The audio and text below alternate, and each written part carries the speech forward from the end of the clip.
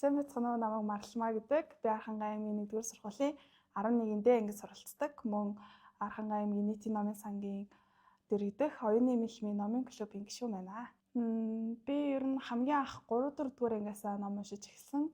Мэдээж намайг ном унших сонирхолтой болоход тусалсан хүмүүс бол манай гэр бүлийнхэн юм номын булантай байдаг гэсэн. Тэгээд би номын булангаасаа номоо сонгож аваад тэгээд өөтгөөцөө уншаад тэрүүгээр жүжигчилсэн тоглолт хийгээд авч өртөө үзүүлдэг гэсэн. Тэгээд яг энэ болохоор яг намайг одоо хүртэл ном уншихад сонирхолтой болгосон байх гэж боддог. Тэгээд яг ном уншсанаар яг хүний амьдрал дээр амар олон өөрчлөлт гардаг. Ном уншихаас өмнөх би, ном уншсны дараах би гэдэг хоёр бол шал өөр хоёр хүн юм шиг санагддаг. Тэгээд ном уншсанаар ихэд бол амьдралыг арай өөр өнцгөөс хардаг болдог. Тэр ном бол маш үн цэнтэй зүйл миний хувьд. Ном уншихын өмнө амьдралыг арай хөнгөнөр хардаг байсан, бусдыг амар шүүмжилдэг ч юм уу те арай өөрөөр хардаг байсан. Яг ном уншсны дараа болохоор арай бусдыг илүү ойлгодог болсон юм, аливаа асуудлыг арай олон талаас нь харж эхэлдэг болсон. Гэх мэтчлэн маш олон сайн өөрчлөлтүүд гарсан. Одоо жишээлбэл ном унших өмнөх би яг өөрийнхөө үзэл бодлыг чөлөөтэй илэрхийлэхээс жоохон имээдэг ч юм уу те яг ном уншсны дараа болохоор яг өөрийнхөө үзэл бодлыг илүү чөлөөтэй илэрхийлж чаддаг болсон гэж боддог. Өнгөрсөн оны тухайд бол 10 хэдэн ном уншсан.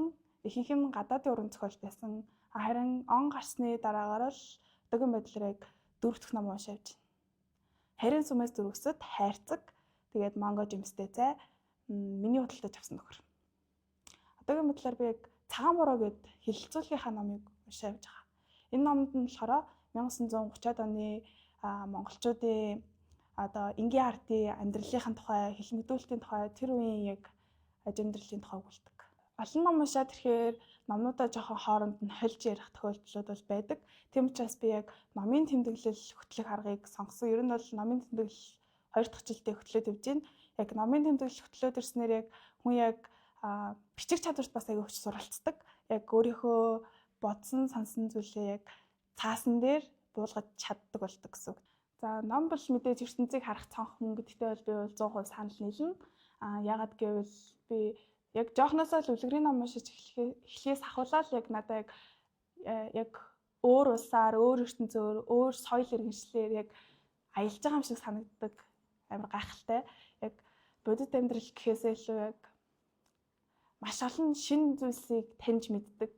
Ерөнхийдөө бол ертөнцийн тухай илүү шинээр таньж мэддэг. Тэгээд дээрэс нь хүрээллийн тухайд гэвэл ном уншихад миний хувьд бол хүрээл маш чухал.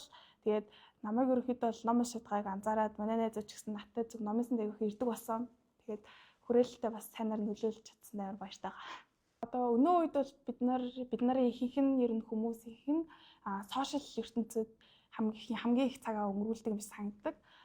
Тэгэхээр бид нар яг сошиалд цагаа өнгөрүүлэхийн оронд ном унших юм бол бидний амьдралд маш олон шинэ гой өөрчлөлтүүд, боломжууд ирдэг юм шиг санагддаг.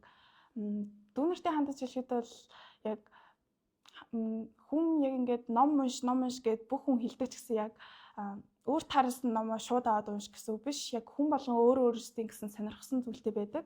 Яг тэр сонирхсан зүйлээ дагуу ном унших нь хамгийн чухал юм санагддаг.